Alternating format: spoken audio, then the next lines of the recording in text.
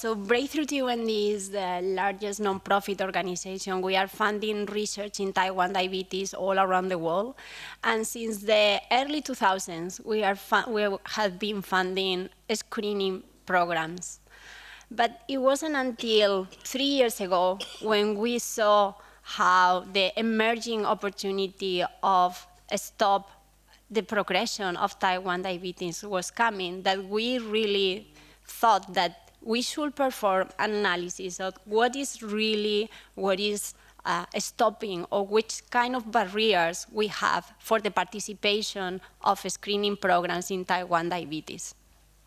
So we did an analysis led by our Associate Vice President, Anastasia Albanese O'Neill. And what we found is that there was a gap, a clinical gap.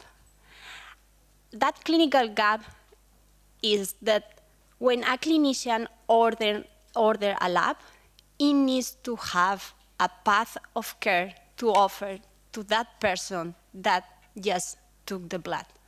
So without a path of care, a physician cannot do anything. And it's not that they were against screening.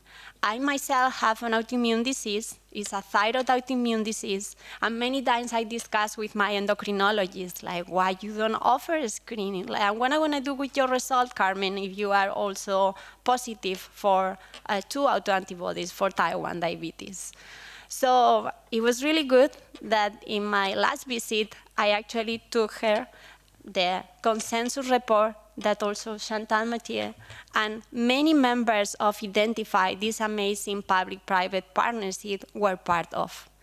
So 2 years ago, 73 expertise in screening and also 11 organizations coming from 4 different countries were sitting together to discuss what is the role of the endocrinologists, the clinicians, once that a person is positive for 2 autoantibodies.